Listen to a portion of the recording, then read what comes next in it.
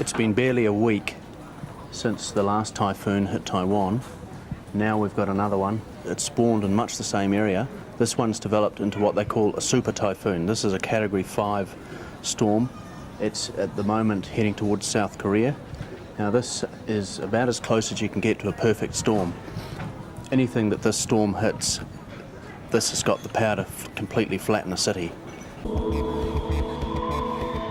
My first step is to fly to Tokyo in Japan to meet my friend Isamu Kitafuji, who will update me on Typhoon Maemi's progress. Isamu and I go way back.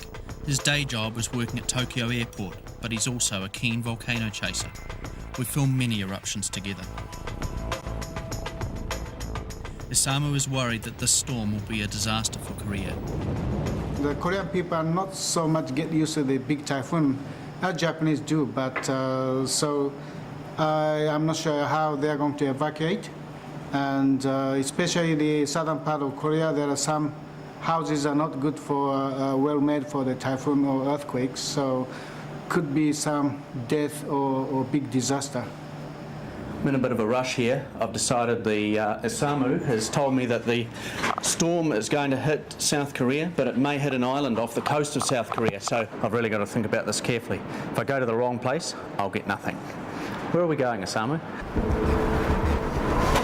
We're going the right way?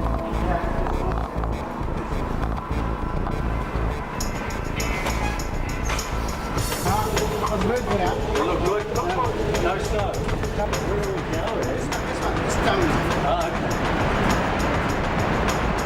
Going around in circles. He works here and he's lost. And I'm more lost.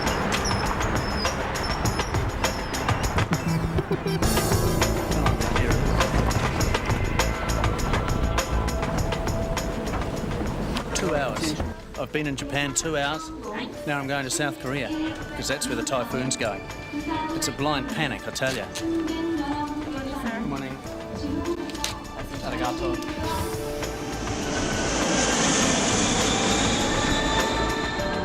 I fly to Busan on the southernmost tip of Korea.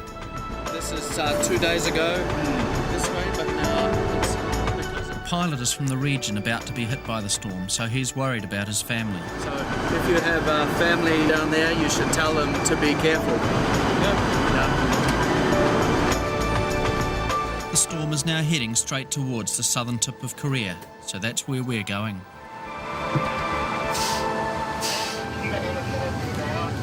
Welcome to my new storm chasing vehicle.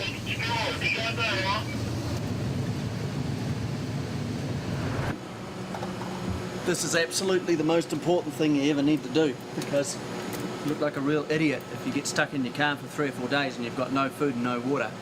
As long as there's a picture on the cover, you know what it is, because it also says delicious chocolate chip cookies, but I can't read that bit very well. And these are obviously peanuts, I hope.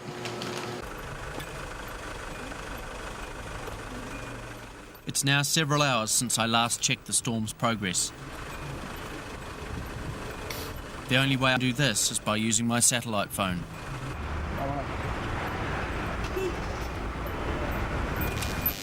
Okay, we're online via satellite in a car park in South Korea.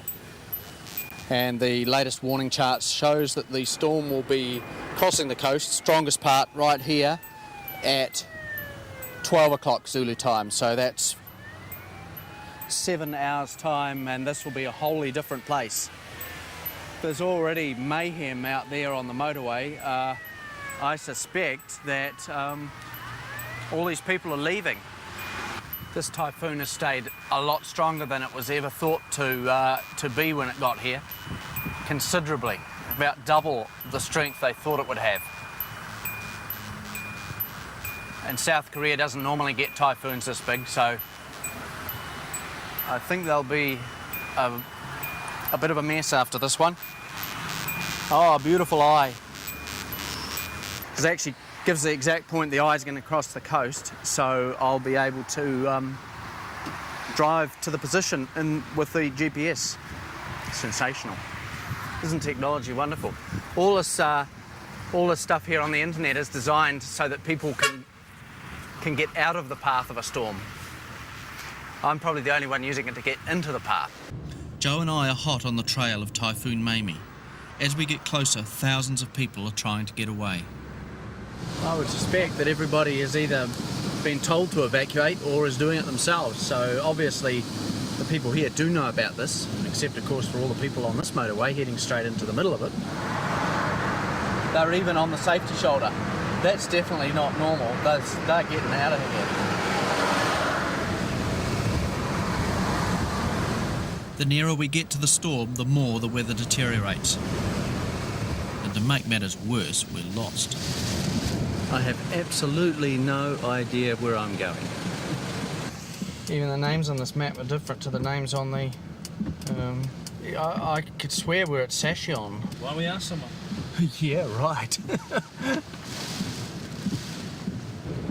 We're going the opposite way to everyone else, so that has to be a good sign. But help is at hand from friends on the net. Well, sort of. Every storm chaser around the world is sending me emails of where to go. And of course there's the usual email for Viagra and mortgages, none of which I need right now. That's an expensive way to pick up an ad, isn't it, Geoff? It's an outrage. All those people should be made to pay for all the inconvenience they cause with all this nonsense.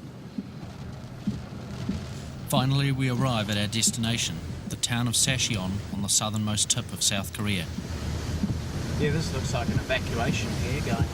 We are at the position where the storm is going to hit, so in a few hours' time this will be a rather less populated area, I imagine.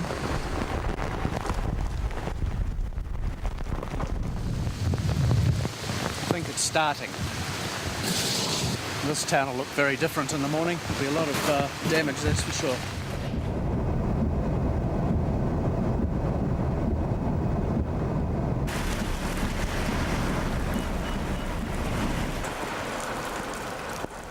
As darkness falls, the rain gets heavier and heavier, and the wind stronger. Finally, the typhoon makes landfall. About 9 miles more than the town of Sept.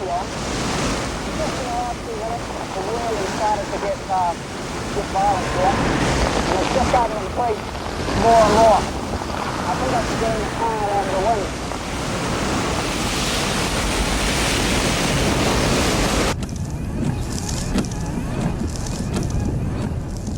The deluge, combined with the storm surge, turns the town centre into a raging torrent.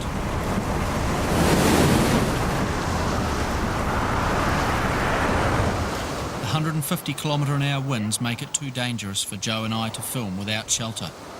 If one of these glass-fronted buildings comes down, we'll be cut to ribbons. It's a beautiful spectacle. We're not in the worst of it yet either, so the power will fail shortly.